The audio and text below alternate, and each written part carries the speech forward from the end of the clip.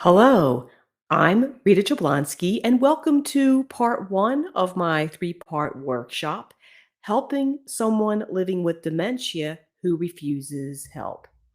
I'd like to introduce myself, and before I do that, though, I want to set the stage for what I'm doing with these workshops. My question is, are you dealing with refusals and other difficult behaviors? And the answer is likely yes. And so the focus for this free workshop is care refusal behavior. I'm going to focus on that. There are other behaviors I can address, but for now, this is a biggie. And you know you're dealing with refusals when you're hearing things like, no, I'm fine, or just simply no. I hear family caregivers all the time telling me, he's sitting in soiled underwear, he won't let me change him. Or she refuses to let me undress her and help her with clean clothes. Those are challenges. And it even can extend to things like driving in the milder stages when there's problems starting to happen and you have to make some decisions to keep a person safe. So that's the focus of this workshop. And now I can introduce myself.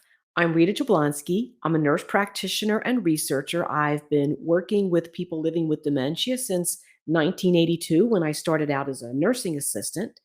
I've been through, I've had a lot of education, Bachelor of Science in nursing, master's in nursing, a nurse practitioner certificate from the University of Pennsylvania, and also a PhD from the University of Virginia, also a certificate in aging studies from Virginia Commonwealth University.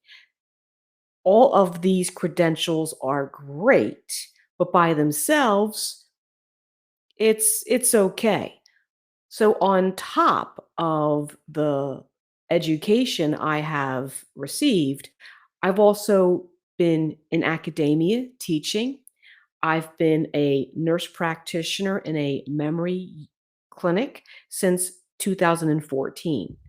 I also have engaged in research focused on care refusals and focused on dementia related behaviors. This research has been funded by the National Institutes of Health and the Centers for Medicare and Medicaid Services. If you're listening to the podcast, I apologize because you can't see the slides, but I will have a link to the in the notes where you can find the slides with the audio and you can have the benefit of the visuals. I bring up the research because what I'm going to teach you over the next three workshops is based on techniques that I have used in research studies and have found to be useful. And I take these general strategies and help caregivers tweak them so that they are personalized for their loved one living with dementia. I also want to let you know that you probably saw all those letters after my name. Those letters indicate that I am a fellow. I have fellow status in two national organizations, the Gerontological Society of America and the American Academy of Nursing. And both of those entities have recognized the contributions I have made to the knowledge and science of family caregiving of people living with dementia, and also to the knowledge and science of dementia care in and of itself. The one credential that I think has really made a difference in what I do is being a family caregiver myself. I cared for Mary for almost a year, and it was really challenging because just like you, I had a lot of interesting family dynamics. And if you've been listening to the podcast or following the blog, you may have encountered or heard about some of those family dynamics. It's always fun. And as I said before, I have my blog, I have my Facebook page, Make Dementia Your Bee, and also my podcast. And I really appreciate the followers on social media. And I sent out in a previous newsletter a survey. And thank you so much for your kind feedback. I've had a lot of positive comments about the blog, about the podcast, and I have things on different platforms because some people like to learn by reading. Some people prefer to learn by listening. And by having my content in different venues, I think I can help people who have different learning styles. Okay, now we get into the good stuff. What I'm going to talk about next is what I call dementia education basics. These are the foundations for managing and preventing behavior. I talk about preventing and managing. You will notice I never say get rid of because behavior is a form of communication. And people living with dementia, as the dementia progresses, may lose their ability to communicate in traditional methods verbally and in writing. Therefore, their behaviors are their sole source of communication. If I were to stop the behavior, I would stop communication, and that's unacceptable. But I want to help you decode the behaviors so you can help understand what the person living with dementia is trying to tell you. Now, dementia is a neurodegenerative disease, which means the neurons, the brain nerve cells, break down and die over time. They don't get better, they don't grow back. It's a sad fact. Even with some of the infusion therapies that have been recently FDA approved, those therapies do not make things better. They keep they slow down the death of the neurons. So wherever a person is when the infusion starts, they stay there for a longer period of time. I'm going to talk about strategies, and you're going to hear me talk about the shrinking box and moving backwards in time, which is really important because that helps explain why people living with dementia all of a sudden are using terms or expressions that in today's society is not good to say or do, but they're doing it. Also, I'm going to talk about caregiver vibes, which is how we approach. And in the second part, I really dive into the misidentification piece. So, to recap, dementia is a general umbrella term. Dementia means chronic, means over the long haul, progressive, things keep getting worse, loss of cognitive abilities. And cognitive abilities aren't just facts and figures, what we call declarative memory, which is my recall of what I had for breakfast or the name of my firstborn. It's also the loss of judgment, insight, awareness, and empathy, what's called the higher executive functions, the ability to plan, which is why people living with dementia may have trouble executing a recipe or putting together a meal. And as the dementia gets worse, they have trouble with what article of clothing do I put on first? The steps get all mixed up. Ultimately, the neurodegeneration affects what's called the procedural memory, which is how to do stuff. Dementia is an umbrella term, sorry. You have Lewy body, Alzheimer's disease, frontotemporal, vascular dementia. Now, a word about Lewy body. Lewy body and Parkinson's disease dementia are considered two sides of the same coin because you have a naughty protein. You have a protein that's misbehaving in both Lewy body and Parkinson's disease dementia. And now that's the alpha synuclein protein.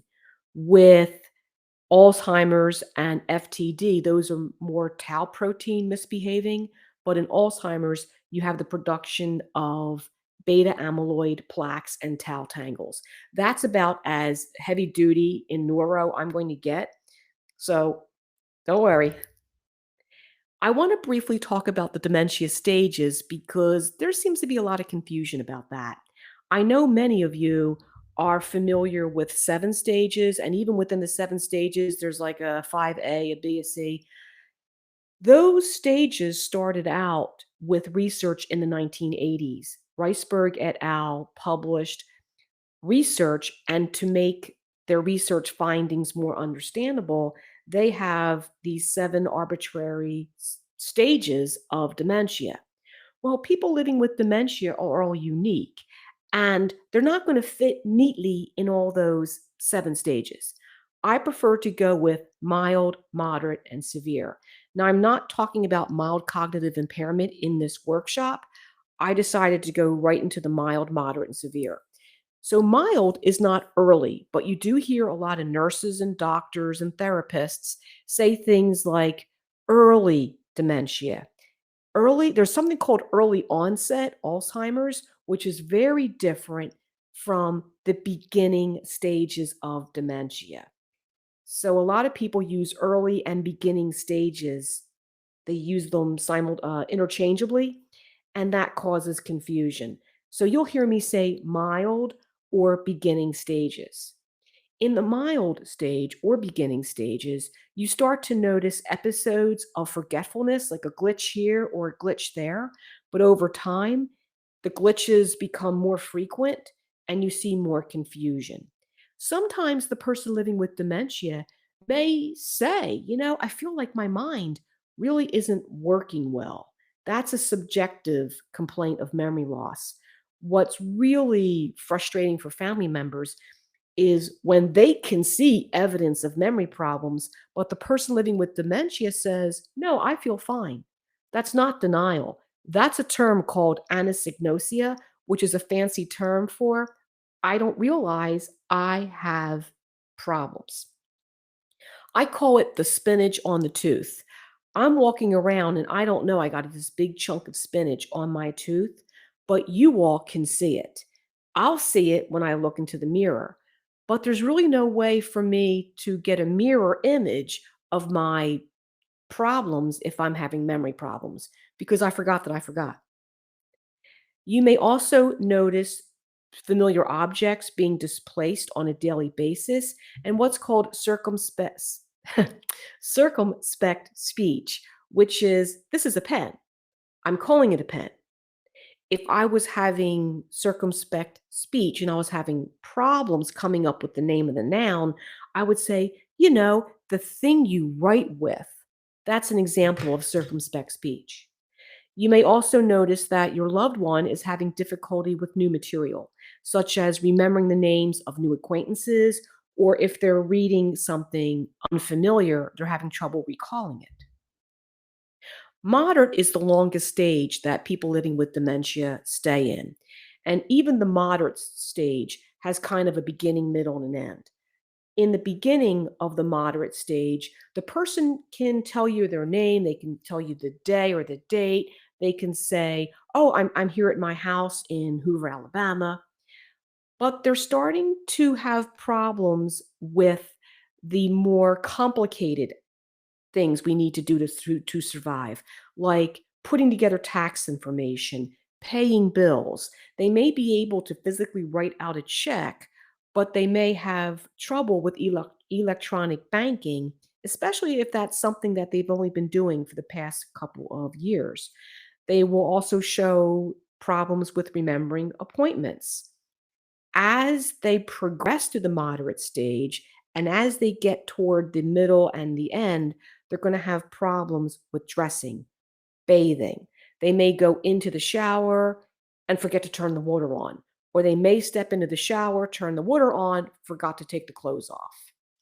They may be unable to remember their date of birth or their address, or they'll give you an address of some place they lived 40 or 50 years ago. And one key point is people in the moderate stage get very overwhelmed in new environments and in crowded environments. In severe, that is the stage in which the person living with dementia needs 24/7 care. They cannot live independently. They need assistance with eating, dressing, bathing, going to the bathroom. Now, in this slide, and again, my apologies to those listening to the podcast, on the right, I have the brain of someone who died from not from dementia. It's a healthy brain. On the left is the brain of someone who died from dementia. And dementia is terminal. A lot of people don't realize that. And I hate to be so negative and pessimistic, but people can die from Alzheimer's and from the different dementias. So that is a sad fact. But people living with dementia can also die from other things as well. But on the brain on the left, you see it's very small, it's shrunken, there's a lot of space between the different folds of the brain. And the spaces are called sulcus is singular, sulci is plural, gyrus is singular, and the gyrus has to do with those folds, gyri for all of the folds. And you can see that the pieces of the brain aren't touching each other. And that's important to think about. So I use the example of the shrinking box when I talk about memory loss. Picture a box filled with Christmas decorations, and on the very bottom are decorations from 1964. And at the top are decorations from this past Christmas. If the box holding my decorations were to shrink, the decorations on top would fall out and they'd be lost. They're gone, they disappear. But the decorations on the bottom, well, those decorations I have more access to. That's why a person living with dementia will ask you the same question over and over again because they can't hold on to those most recent memories. There's no room in the box to put new memories in. They also have access to old memories, and the meaning of time starts to get really wacky. This is why a person living with dementia will say, "Well, I already had a bath," or "I don't need any medicine." They are moving backwards in time. Now, one of the comments I received in the survey, actually, several people offered this same concern when I asked, what behaviors do you find most difficult? And there was a theme going on. And the theme was that I have to correct the person living with dementia. They're saying things that are blatantly wrong. And so I correct them. Some free teaching right here. Don't. All you're going to do is get into a major argument because in their reality, that memory is gone. So you correcting them is going to just tick them off. So you don't want to do that. It's also important for us to watch our vibes because if I'm stressed out, that stress is going to be felt by the person living with dementia, and that may ramp up behaviors because emotions are contagious, both good and bad. And I often use tuning forks because I use tuning forks in neurology, and I will uh, take the tuning fork and I will hold it up. And when we no longer hear the sound or see it vibrate, I'll say, "So have you heard it? Do you hear the noise? Do you see it move?" Nope. I'll put the tuning fork in a glass of water. Well, see, the tuning fork is still vibrating, but it's at a frequency we can't detect with our eyes and our ears. But it displaces the water. Water goes all over the place, and then I make a mess in the exam room. That's how emotions work. So if you're upset with something unrelated to your loved one with dementia, they may be picking up on those vibes, and that's creating or amping up behavior. So, some of the best communication techniques that you can start doing right now, and if you are doing it, awesome. First, avoid quizzing, avoid starting your sentences with remember. Second, logic and arguing do not work. The person living with dementia, their brain is like a jigsaw with certain pieces missing. So you telling them that something happened or no, that's not what happened at the doctor's office the other day. To them, it did happen that way. And I mean, if you don't believe me, keep arguing with them, and you will notice they become more and more upset and agitated. And even if their recall of why they're upset, even if that memory of why they're upset fades away, the negative emotion persists for hours. When you do talk to a person living with dementia, remember the shrinking box. Keep your content short, sweet, concrete. Instead of saying, Now, dad, you pooped and I have to clean up the poop. He's going to say, no, I didn't. And I've also seen in the comments about the inability of people living with dementia to detect odor. That is a thing. There is a section of the brain called the entorhinal complex. And that part of the brain does shrink. It's also where the nerves in the nose send signals to the brain so that you can identify odors. So, what's going on is a person living with dementia can't always detect smells depending on how bad that section of the brain is, which is why aromatherapy may not work, or they may not be detecting their body odor, or if they do detect a little bit. Have you ever noticed that you can uh s- like when I go into the store and I want to smell perfume, they'll give me coffee beans to sniff to kind of clear my nose because my olfactory nerves get stimulated with that perfume. And when I go to smell the next perfume, I still have residual from the first. So the person behind the counter will hand you the little container of coffee beans to clear out your sense of smell. We can get very used to a particular odor. So sometimes a person living with dementia may poop or pee and you are smelling it. It's very pungent, but they might have smelled it for a few seconds and their brain isn't registering it anymore. So, yeah, that's a thing. Also, be aware of your vibes. So, the next thing I want to talk about is nerve traffic in a brain. We have highways in the brain in which in which neurons send messages, and those messages zip up and down the highways. If you're trying to do 10 things at once, like over the holidays, you have a lot of nerve traffic going through the neural networks in your brain. So your brain probably feels like DC at rush hour. It feels like there's thousands of things going on, and that's when you feel overwhelmed and you're tired.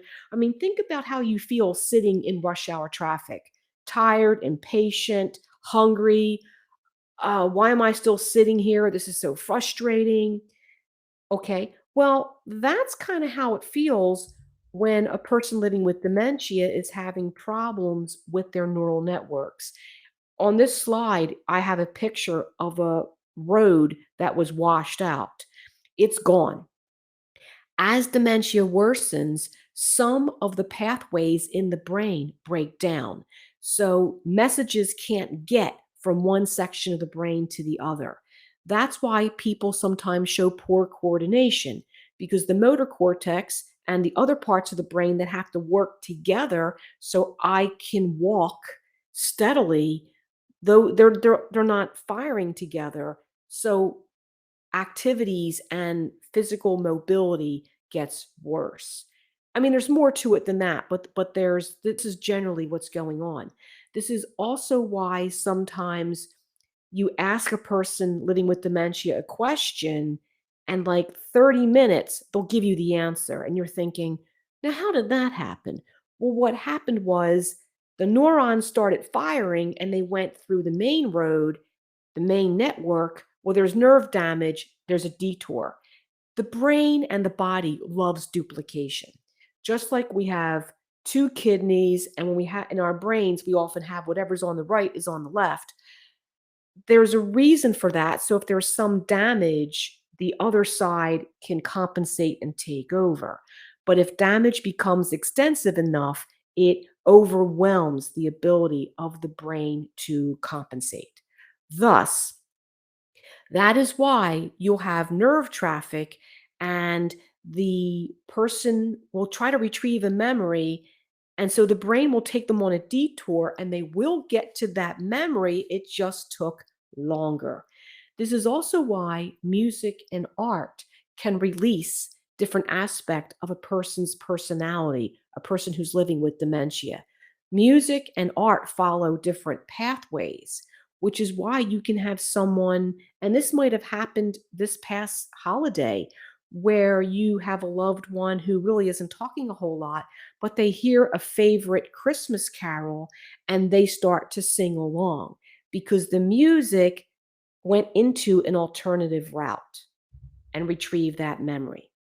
So on this slide here, I have three MRI images, a mild, a moderate, and a severe, an image of someone with severe dementia.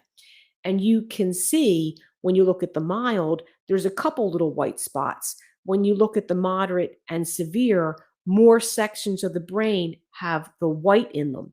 In this particular MRI image, the white indicates damaged area, the gray is healthy brain, and the black is cerebral spinal fluid.